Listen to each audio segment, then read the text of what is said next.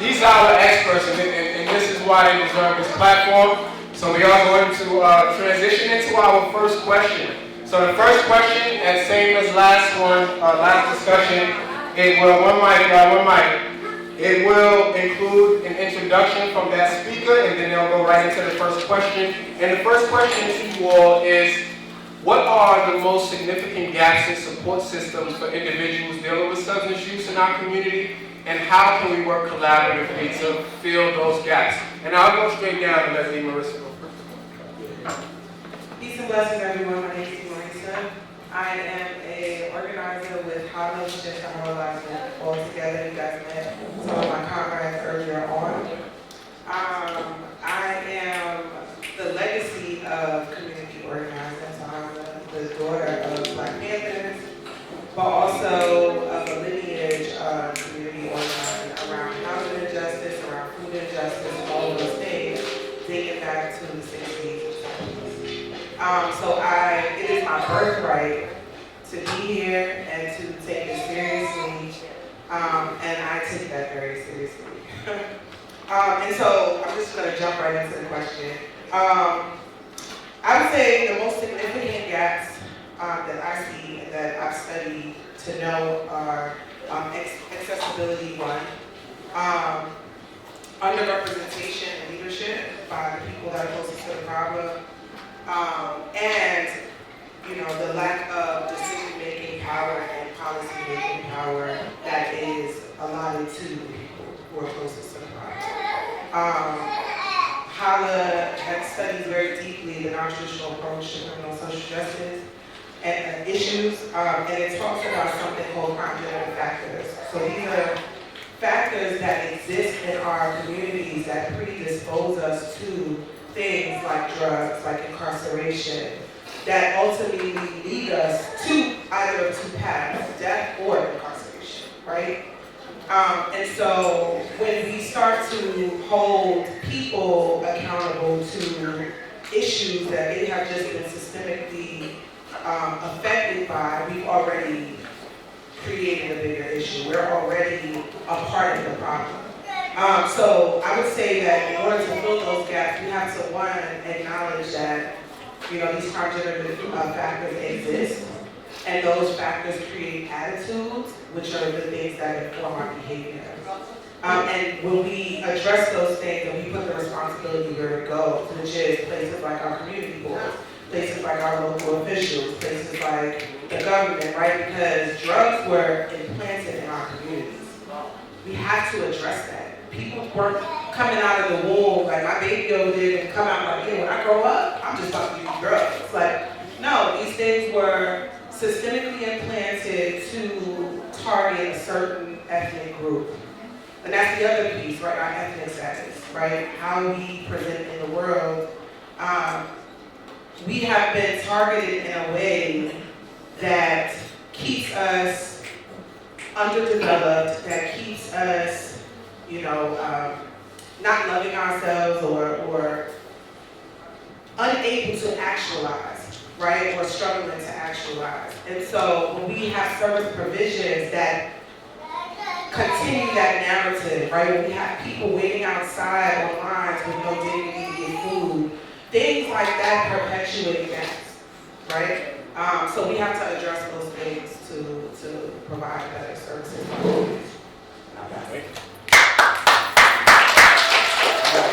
Well, we clap, we snap when we relate. My name is Jose. I'm a re-entry specialist. I work for CCHP. Hi to my beautiful family back there. How do we fix the gaps? In order for us to fix the gaps, we got to unite. That's number one. We have to want it too. If we don't get engaged in the problem and just sit on the sidelines and look, and say, well, that's not my problem. That's that family's problem. No, that is your problem because it affects your family as well. Because if you got kids, them kids are going to hang out with that family's kids. And what's going to happen? That's coming back to your house. So you have to take action in order to fix some gaps. How do we do that? Again, we get involved. You know, we unite, we network. You know, we fix the problem. The problem is always going to be there. What is the solution? Somebody in the panel said, there is no solution. You are the solution. The solution is stepping up, you know, and taking responsibility for what you need to take responsibility for. You know, sometimes we just look to the side and say, you know what, it's okay. No, it's not okay. It is not okay when we come complacent about the things that are happening around us and we say it's okay, then what are we here for? You know, why are we in this field for? We're in this field to help others. You know, bring them together so they can understand that there is hope. You know, that there is better ways to do things than the streets. I'm an ex-offender myself. You know, I've been out of jail for 15 years already. You know, and I stood on the path. I made the decision that when I came home, I was going to work in a place where I can help those that are coming home and are going to struggle. You know, and the struggle is real. The struggle is real. People think it's not, but it is real. We see it every day when we go out in the streets. The kids right now, 13, 12, shooting people. You know, in my era, we never saw that. That was a fight, a fist fight, and that's it, and we hug and move on. Now you get into a fight, you don't come out of the fight. So who fixed that? Us, the adults. We got to get more involved with our child. We got to grab our kids when they come home, sit them down. How was the day? Come on, let's do the homework. What don't you know? You know, and if you don't know the subject, learn it. So you can get involved, so they can feel love, so they can feel accepted in your house. Because if not, they're going to feel accepted in the corner. Believe me, there's going to be somebody there to grab their hand. That's the gap we have to fix.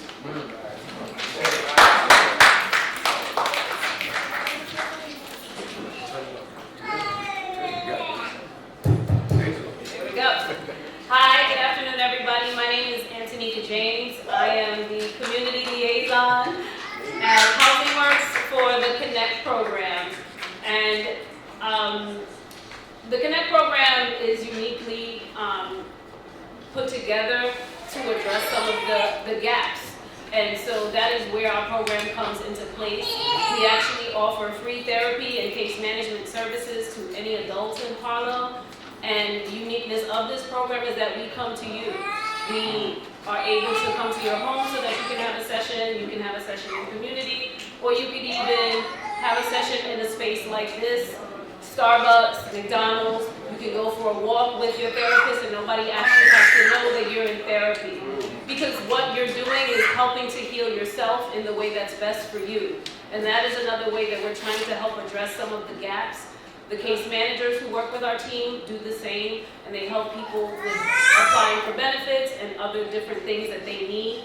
And what we're trying to do is not only help families to thrive, but we're trying to help them realize that they can be empowered so that they can be advocates for themselves. Because as my fellow panelists have mentioned, there are a lot of things that are already against us as a community, but the worst part is that we don't believe in ourselves. And in order for us to find that sense of empowerment, we have to be able to be supported, not only from outsiders, but more so from within and within our community.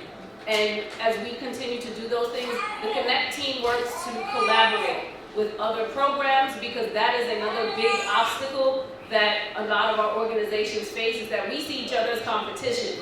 This is about collaboration and not competition. We should not be fighting over the same pot of money. We should not be constantly having to worry about, you know, you're going to get that grant and you're going to get that grant, and so if you get it, then we can't do anything.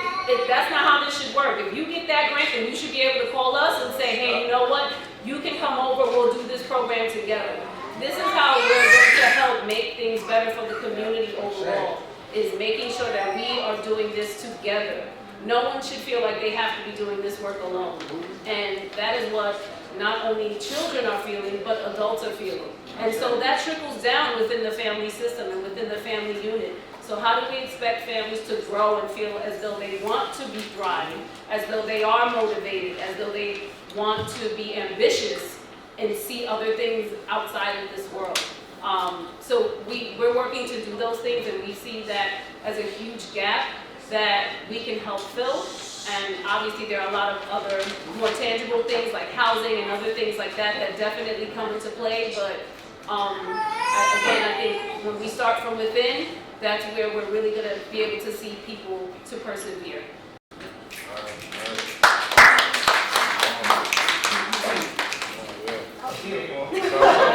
Hi everyone, my name is Ariel Holbrook-Smith. I am the Health Equity and Literacy Program Officer at the Harlem Health Initiative, one name, at the CUNY Graduate School of Public Health and Health Policy. So basically the work that I do is connecting with community-based organizations around different health initiatives. It looks like a lot of different things. That could look like coordinating a Narcan training. That could look like working with a youth program around peer education. And so I really resonate with how you're speaking about collaboration, and I think that that was one of the things that I was going to address. Thank you. Peer support. There are a lot of people in this room, meaning that y'all should be talking to each other. This does not work unless we talk to each other. Our work is not complete unless we are doing it in community and with each other, because none of us accomplishes anything alone. And then on top of the collaboration piece, I think what I would like to add is the cultural awareness. You know that when we step outside of these rooms, people don't be looking like us. The spaces that we're trying to seek care, or the places that are trying to provide services, we are not always in the room, so get in the room. And if there's not a seat for you at the table, then build a banquet hall, okay? And eat that way, and invite everybody that you know. And every one of us has something to bring to the table. Every one of us has something that we can offer, whether that's a space, or whether that is information about a resource, whether that's a service. Maybe you do some type of like meditation that really works for you. Share that with people. And that's how we get to building out our community resources. That's how we get to building out our capacity. But also take the knowledge from your cultural backgrounds and share that with your community members too. There's a lot of historical and ancestral power that we have, and we should tap into that. There are so many things that we can benefit from that people have been doing for ages. We don't always have to reinvent the wheel every single time. Like sometimes there are things that we can just learn from and then share. So definitely that cultural competency, that cultural awareness, and connecting with each other. Thank you. Come on now. Come on now. All right, so I'm gonna, we're gonna get a little tighter with the time on the questions, and we can keep them to 2 or less. I want to get through as many as possible because there's a lot of other questions here, but as many as we can. But I want to skip to the advocacy question that I sent you all over. What role does community advocacy play in improving access to care and resources, and how can residents and organizations and community boards work together to amplify these efforts? Come on. You got it. So I'm gonna start with a quote from Asada, right? And it says, "Nobody in the world, nobody in history has ever gotten their freedom by appealing to the moral sense of the oppressor." Yes. We have to stop dancing for funding. That's the first thing. We have to start addressing our funders and let them know that the system, the structure is very racist, and it's forcing down more oppression on our people and counterproductive, right? It starts there. So on my way here, I want to share this story. I was on my way here, and a gentleman was looking at his book bag. He was on the line to get a food package, and they were going to send him away because he didn't have an ID. Why does he need an ID? Because the state wants you as a service provider to get this person's information so they can bill, so that they can be paid for something that should be free. So when we go back historically, that's the other thing too. Our survival program, the blueprint is there.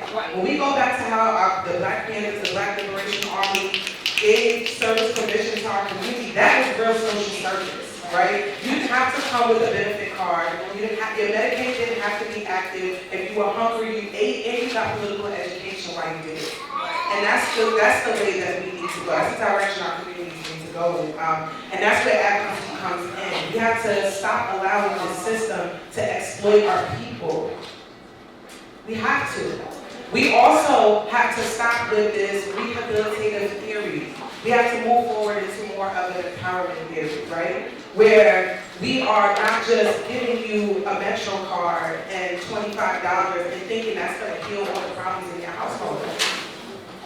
And condemn people for not showing up to your program 7 days a week. Right. We have to be real about what the state is looking like outside, how the state is infiltrating our homes, and we have to speak to those issues directly and in a large way, and in the community.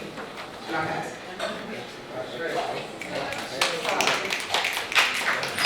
You guys take it on in any order you want. Okay.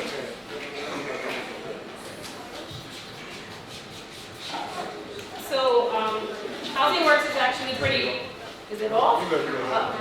So Housing Works is actually built on advocacy work, and so that's embedded in the work that we do as an organization. Our clients also come with us to Albany. They come with us when we need to speak to representatives, and they can testify from their own lived experiences what has been going on and what has impacted them. And we see that as a way of empowering those folks to give them their voices back. Because at some point it was taken away. And we want people to realize that you do have spaces to do that. And when those opportunities come to you, you need to take them. You need to step into those things, and even if you're scared, if you're worried, we help coach people through that as well. But at the end of the day, everyone has a story to tell.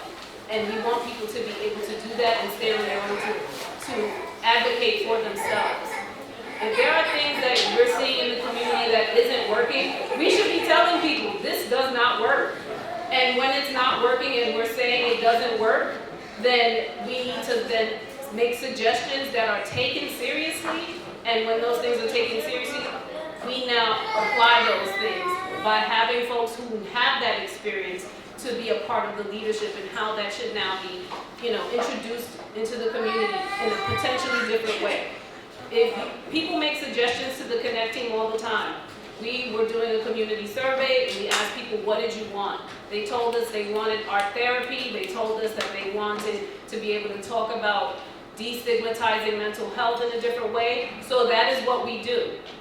We talk about mental health all the time.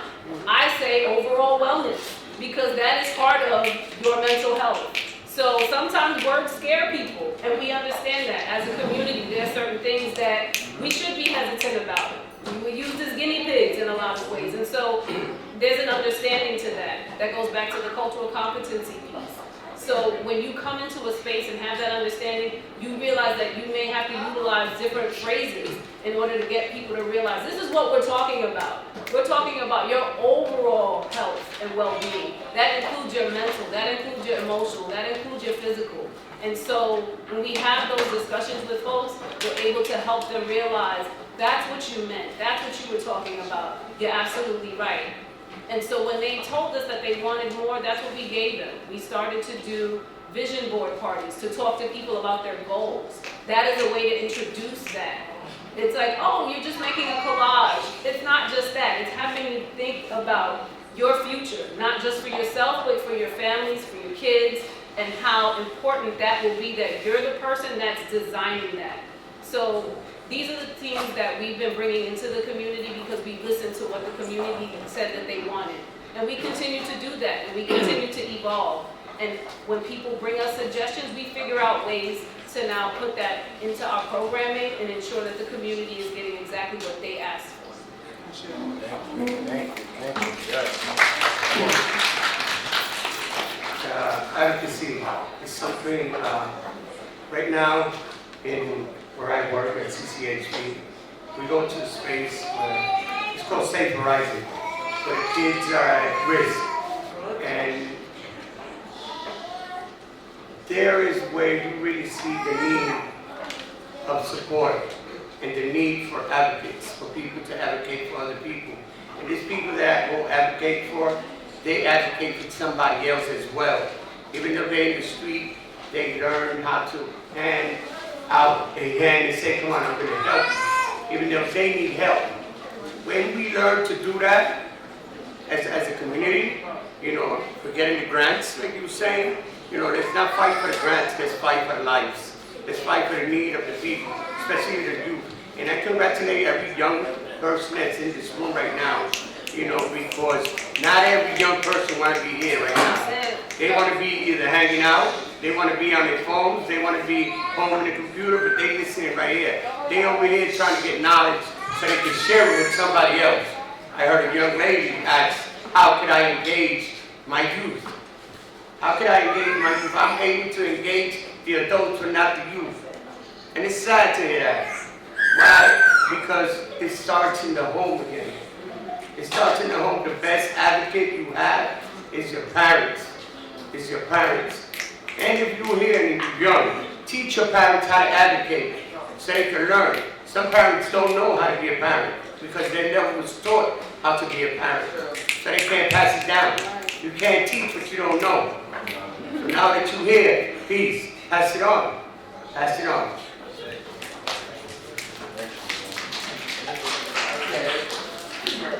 What I will add in terms of advocacy, a lot of people sleep on peer-to-peer support. Yes. People who actually have lived through the experiences that you're working with or that you're trying to address should be, again, in the room. But also have the opportunity and the knowledge and the experience to be able to leverage like those advocacy skills and to be able to speak to other people who may be going through something similar.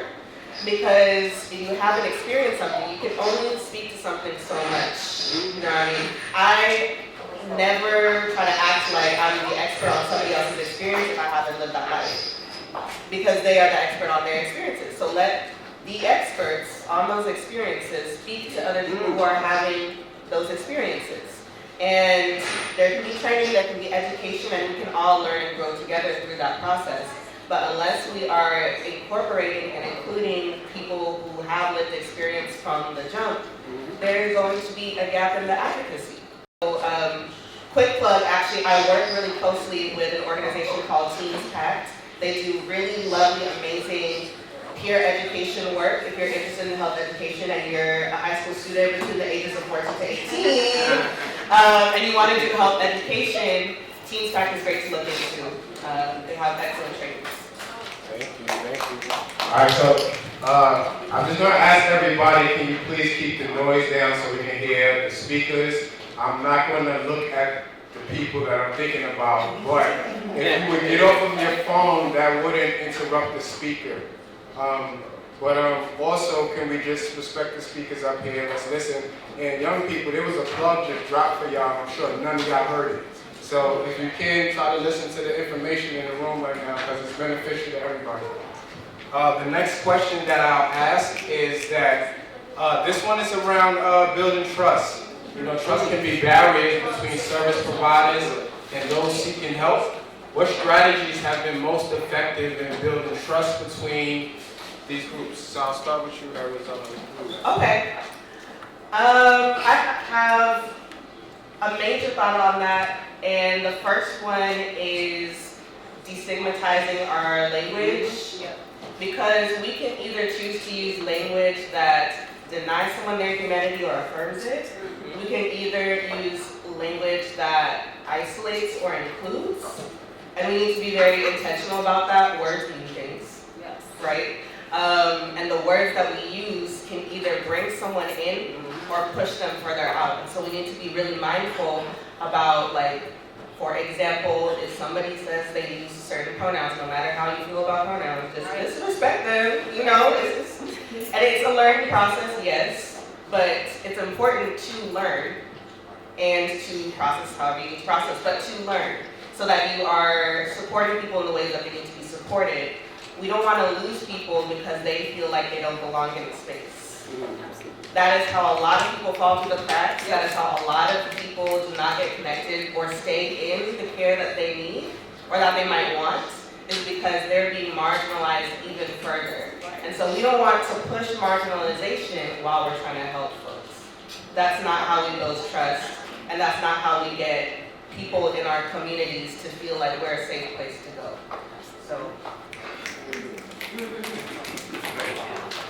So I'm going to say, to echo what you said, mutual respect, right, and treating people with dignity is a really big part of helping to build that trust, helping to build those relationships.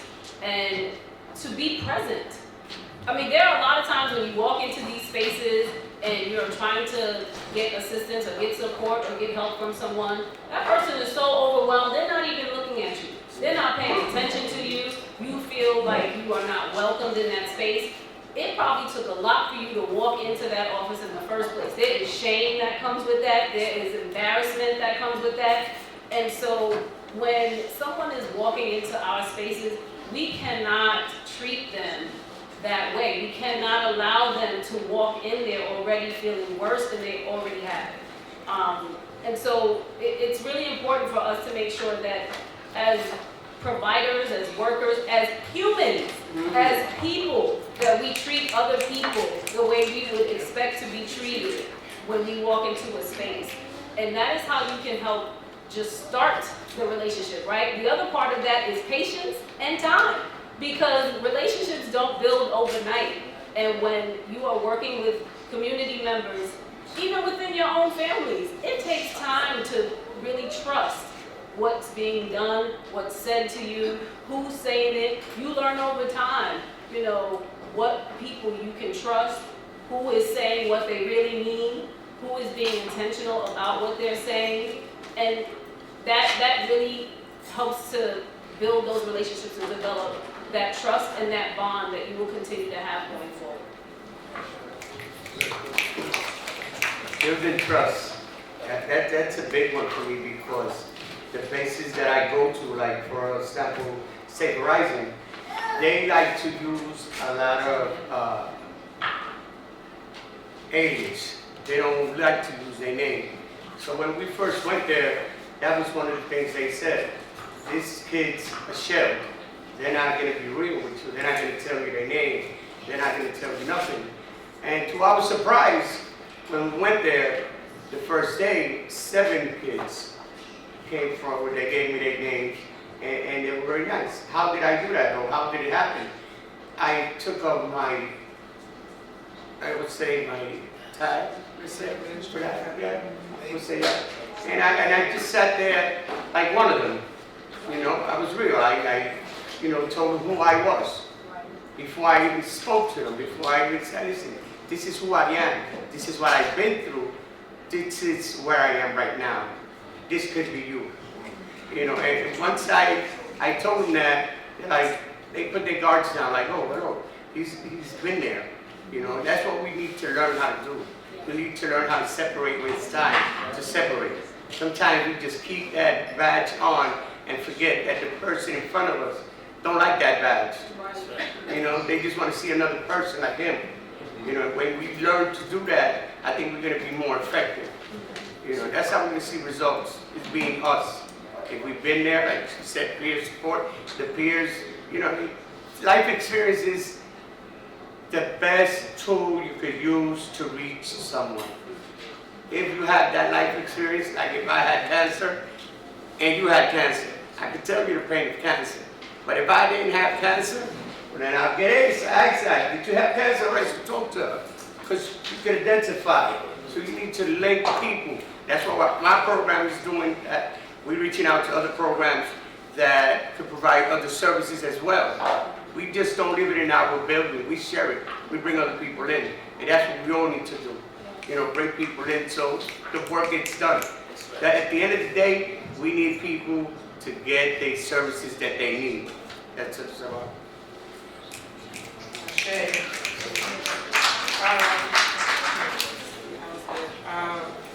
So I would say, you know, the war that we are in shows up in people's lives differently. And with that understanding, we don't get to judge how it manifests in people's lives. Right? Yep. And so we have to lean on our humanity first. Yep.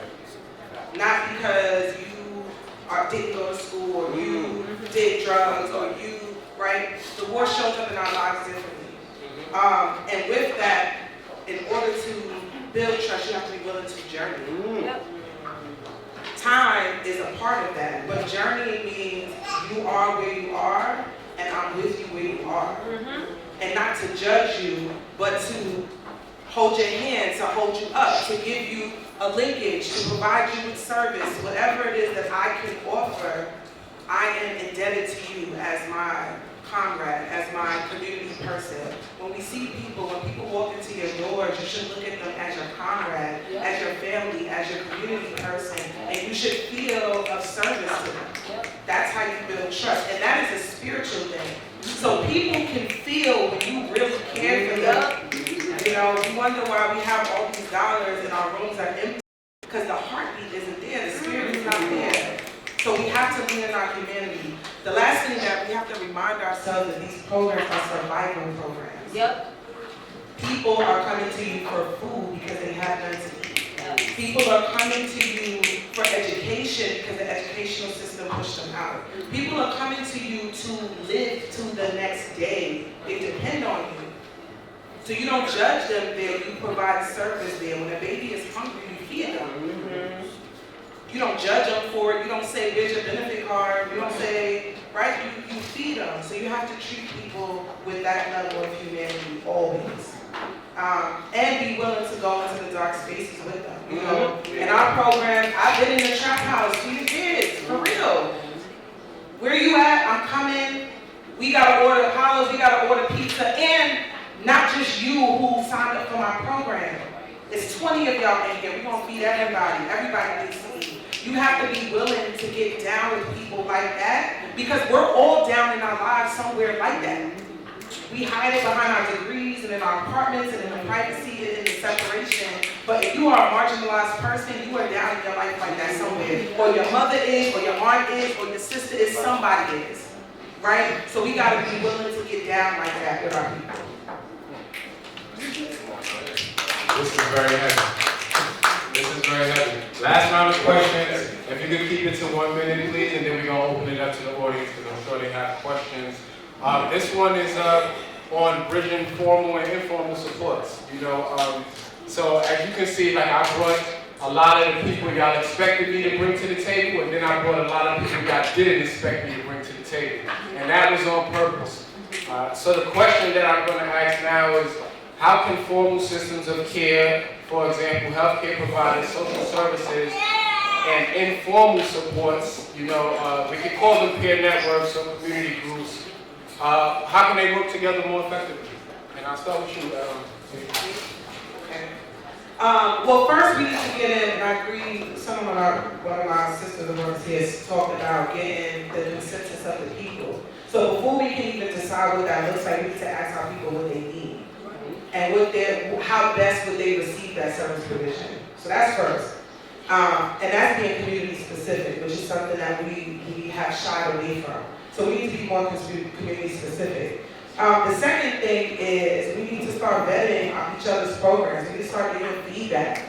And we need to do that with the community, more specifically our young people, because they inherit the world that we lead. So they need to have the first seat at the table to say, yeah, my mom tried that didn't work, and this is how it affects me. You know? Yeah, I'll pass it.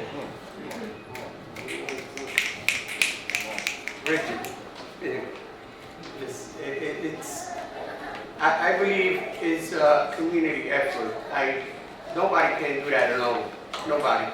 You know, and I understand that we have to ask people in order to know. When you go to the doctor, you gotta ask him where does it hurt, so he could, he could treat you. But we also need to know. We also need to look. We also need to hear the unsaid words. You know, like this young people, this young population, they don't talk, they just act. They are hard to tell you something, but with their actions, it's louder than words. You know, that's the only way. We got to be very vigilant. We have to pay attention to every detail that happens. And I like one thing about my program, that we go with other programs to other places without benefits. You know, we do it because we love the job. And that's the main thing about this job. If you're in this field and you're in for the money, you're in the wrong place. Right. If you're in this field for the money, you are in the wrong place. I'm telling you, you have to love what you do. You have to love the people you work with. That's the only way you're going to bridge. If you don't love the people you work with, there's difficult people everywhere. You go to the supermarket, somebody jumps in line in front of you while you're looking in the basket. That's a difficult person. You deal with it. You deal with it. You know what I mean? You have, and you're not helping them. Now you're helping these people survive. You're helping these people live. You know, I believe my grandmother always told me, when you do good, good comes to you. Whether you see it or not, it might come to your kids, it might come to somebody else. That's why I say, if you're in this field, you have to love what you do. Else, listen, please, go somewhere else, construction or whatever. But don't stay in this field if you don't love what you do.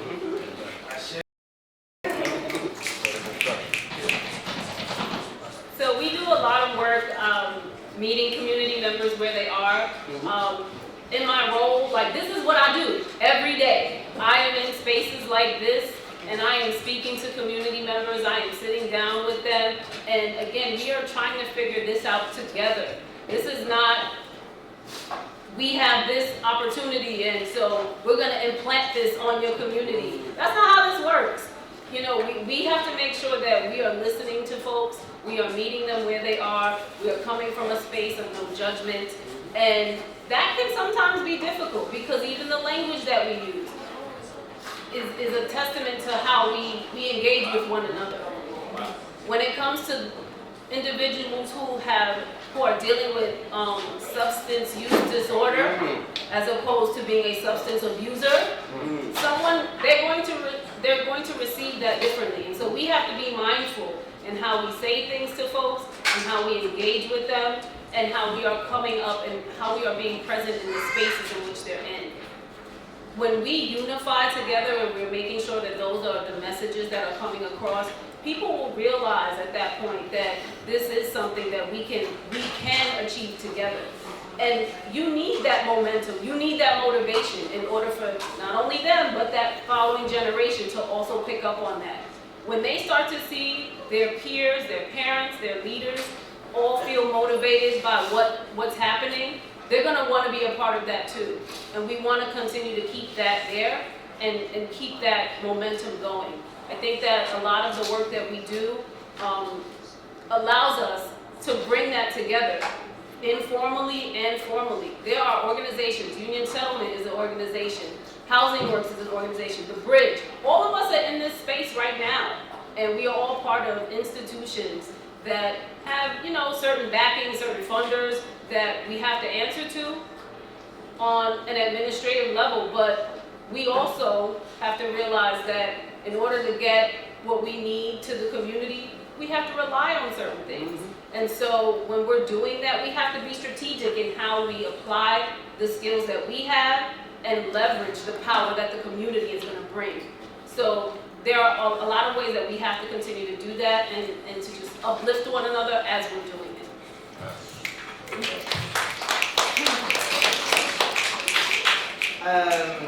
My fellow panelists have done a great job answering this question, and so I'm just going to add on to what they are saying in that we need to get creative and create together. Yes. Things don't have to look one specific way. Earlier today there was a performance, right? Bringing people together through the arts and through creativity is very, very powerful. I'm a big proponent of that. And then I also want to add that there are obviously benefits to both formal and informal resources, and we need to remember that. But we also sometimes need to remember that when we are a part of a formal resource, sometimes that creates a power dynamic, and we have to be able to be honest about that and name that. Right. And so, for example, I work in the context of the CUNY School of Public Health, which is a higher education institution. But as the Harlem Health Initiative, as a very new organization, sometimes we don't have funding to do certain things, or sometimes we don't have resources to do certain things. But there is still something about being in a higher education institution and the formal backing and recognition that can come from that. And so whatever resources and support we're able to offer, that is what we endeavor to do. And one big thing that we can all do for each other is to be bridge builders. So again, connecting with folks who are doing work that you're interested in learning more about, or connecting with a need that is going unaddressed. My mother, really quick, my mother growing up worked in HR, and one of her favorite things to do was to put people onto jobs that she knew about. And she always told me, always listen to what people are saying, because sometimes you're not listening for yourself, you're listening for somebody else. Yes. Right? Yes. So sometimes the conversation that you're having, maybe it's not about you, but maybe it's about your friend. or your uncle, or it's about your neighbor, right? And that's how we connect each other's resources, is by learning more about what's available so that we can share it out to others. Even if it's not for you, it could be for somebody else.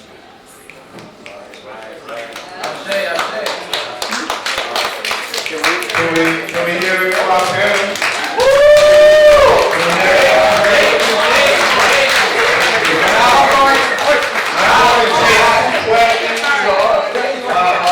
Questions from the audience. I'm going to take 2 questions and then we're going to keep it moving. Yes. We have a question from our vice chair. Hey everybody, thank you so much for your expertise and insight on such an important topic, and thanks for being here. I really appreciate the comments about like human dignity and recognizing that this is a problem that is a shared experience. And I just wanted your advice on how to bring in community members or people who don't necessarily share the same empathy or recognition of this problem, and how to move them from the I don't want to see this to how do I help to address the root causes together. Thank you. I would say that we have to foster more intergenerational spaces. The problem is due to, many structural events. Our communities have been separated and there's a disassociation that happens. And so we have to first bring people together, kind of tear down the stigma and the fear amongst generations. I've heard several times in the room how young people do what they want to do and like they don't have control. And like we oftentimes speak for people because we are so separated in our understanding of each other. So I would say create more intergenerational opportunities in the community so that we can begin to rebuild community, and then we can move forward that way.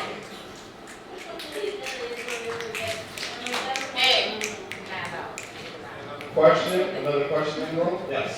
This will be the last question we take. And I would encourage you, if you do have more questions, please engage the panel. They will be here. Well, what's the rest of the day?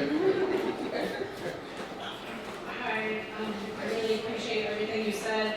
I'm just also curious, in East Harlem, we have a huge immigrant population, folks who are undocumented, and how accessible are some of your programs. And I'm really worried about, as this new asshole comes into office, what we can do. I'm sorry. I'm sorry. I apologize. What can we do? So I can say my program is completely free of charge. You don't need to have medical insurance. You don't need to tell us your immigration status. So all of that is available to anyone who is an adult in Harlem, completely free. When it comes to the New Yorkers and those families, we have been working with them as well. We are utilizing translation services for those of us who do not speak another language. And for my colleagues who do speak other languages, they have been going into the community and they have been helping as much as they can. So we do provide services. We've been using health bucks and been giving people access to fresh produce and fruits. We've been utilizing gift cards to give folks to supplement their meals. So we're trying to do as much as we can with what we have, but being present, listening to their stories has been actually one of the biggest things that has been impactful and important, because I imagine traversing through several countries was not an easy feat, no matter how simplified we're trying to make this whole thing seem. That could not have been easy, whether you were alone or with children. Who knows what they saw on this journey. We have to be able to talk about that. We have to be able to help unpack that for them. Because now that they are here and they are unwelcomed by some parts of us, that is not what they expected. So we have to be mindful about that as well. We have to really think about how we're addressing these New Yorkers and how we as a community would consider if it was us. Because some of us didn't ask to come here, we were born here on a ship. So there are a lot of other ways that we need to be thinking about this situation and embracing folks, as opposed to seeing a division and trying to divide us. Thank you. And we're going to end on that note, y'all. We're going to end right